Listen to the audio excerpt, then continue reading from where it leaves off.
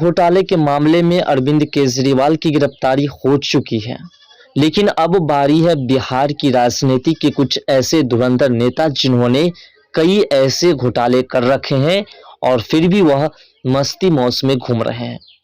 ज्यादा दोस्तों बात कर रहे हैं कि बिहार के पूर्व सीएम और पूर्व डिप्टी सीएम यानी कि लालू प्रसाद और तेजस्वी यादव, इन दोनों की मुश्किलें अब बढ़ चुकी है। जिस प्रकार से केजरीवाल को ईडी ने समन पर समन भेजते भेजते एक बार ऐसा हुआ कि उन्हें गिरफ्तार कर लिया, वैसी ही कहानी अब बिहार में शुरू हुई है। बिहार में विधायकों की खरीद फरोख्त के आरोप की जांच अब प्रवर्तन निदेशालय करना शुरू कर चुकी है। आर्थिक अपराध इकाई की जांच में इस कांड में prevention of money laundering act का मामला सामने आया है, जिसके बाद अब ईडी से जांच की अनुशंसा की गई है और ऐसा माना जा रहा है कि जो हाल अरविंद केजरीवाल का हुआ वही हाल इन दोनों का हो सकता है। आगे विस्तार से समझने का प्रयास करेंगे। इससे पहले चैनल पर नहीं तो चैनल को सब्सक्राइब कर लीजिएगा और वीडियो को अपने दोस्तों में शेयर जरूर कीजिएगा। आपको बता दें कि अरविंद केजरीवाल को ईडी की तरफ से 8 समन पहले भेजे गए, लेकिन 8 समन भेजने के बावजूद भी ईडी के सामने पेश नहीं हुए। उसके पूछताछ में केजरीवाल ने सहयोग नहीं किया। उसके बाद 9वां समन भेजा गया, फिर भी नहीं, और 10वें समन के साथ साथ उन्हें 2 घंटे पूछताछ करने के बाद हिरासत में ले ली गई। अब ऐसे ही मामला बिहार के पूर्व सीएम और पूर्व डिप्टी सीएम के तमाम पूरे परिवार को लेकर के चल रही है। लैंड फॉर जॉब स्कैम का मामला है, उससे पहले चारा घोटाला का मामला है, और अब जो है अब विधायक खरीद फरोख्त के मामला जो है ये भी उसके ऊपर है। सूत्रों के अनुसार अवैध खनन उगाही में इस केस से जुड़े राजद के 2 नेताओं के विरुद्ध भी अवैध धन उगाही के साक्ष्य मिले हैं, जिसके बाद ईडी से पीएमएलए के प्राविधानों के तहत जांच करने का आग्रह किया गया है। यह मामला पिछले माह फरवरी और एनडीए सरकार के विश्वास मत के समय का है, जब जदयू विधायक सुधांशु कुमार ने कई राजद विधायकों को मंत्री पद और 10-10 करोड़ रुपए का प्रलोभ देकर के महागठबंधन के पाले में लाने का आरोप लगाए थे, तो पटना के कोतवाली थाने में प्राथमिकी दर्ज कराई गई थी और वही मामला अब गंभीर रूप ले चुकी है। मामले की गंभीरता को देखते हुए राज्य सरकार ने इसकी जांच आर्थिक अपराध इकाई यानी कि ईओयू को सौंप दी थी। सूत्रों के अनुसार अब तक की जांच में इस कांड में अवैध धन के बड़े पैमाने पर आदान प्रदान से संबंधित साक्ष्य मिल चुके हैं, सबूत मिल चुके हैं और उसके आधार पर इन लोगों से पूछताछ की जा रही है। और ऐसा माना जा रहा है कि जिस प्रकार से अरविंद केजरीवाल की गिरफ्तारी हुई है, कई समन के बाद, पूछताछ के बाद, जब अच्छी तरह से पूछताछ की गई, तमाम रिपोर्ट्स निकालने के बाद, उसी प्रकार से लालू प्रसाद, तेजस्वी यादव और साथ उसके जितने भी लोगों का नाम है वो सभी के सभी गिरफ्तार हो सकते हैं, और वो भी 2024 लोकसभा चुनाव से पहले। इसमें धन का प्रलोभ देकर के राज्य में चुनी हुई सरकार को अव्यवस्थित करने के लिए विधायक का अपहरण करने एवं अपने पक्ष में मतदान करने के लिए प्रलोभ देने का भी प्रयास किया गया है।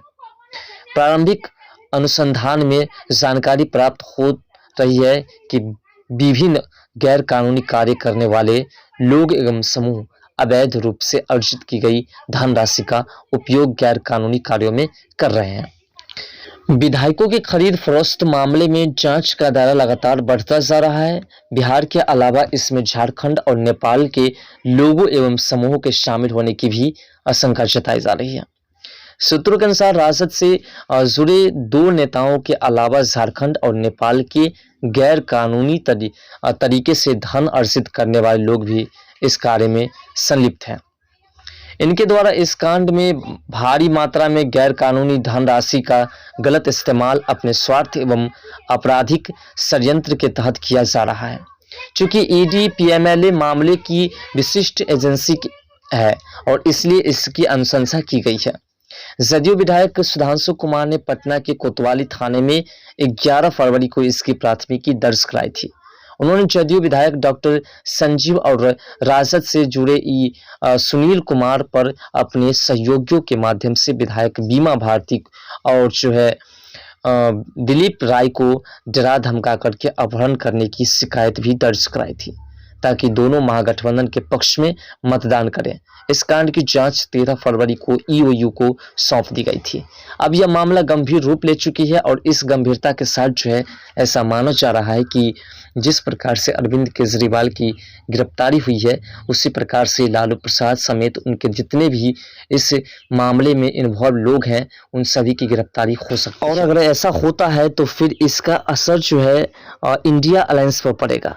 दरअसल बात है, इंडिया अलायंस में जो है कांग्रेस पार्टी और आरजेडी पार्टी, दोनों पार्टी मिलकर के ही इस गठबंधन को चला रहे हैं। बाकी जितनी भी उसमें पार्टियां शामिल हैं, उन तमाम पार्टियों के पास इतनी कैपेसिटी अब नहीं रही कि वह उस गठबंधन को चला सके। आम जनता पार्टी के नेता अरविंद केजरीवाल उस इंडिया गठबंधन के एक नेता थे जिसकी गिरफ्तारी हो चुकी है और अब वह इंडिया गठबंधन को किसी भी तरीके से संचालित नहीं कर पाएंगे।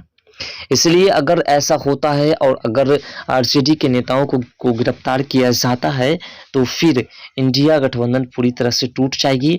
और आपको बता दें, जो बीजेपी ने लक्ष्य दिया है, एनडीए ने लक्ष्य दिया है कि 400 पार इस बार 2024 लोकसभा चुनाव में, तो हमें उम्मीदें लग रही है कि 400 पार क्या 450 पार भी हो सकती है।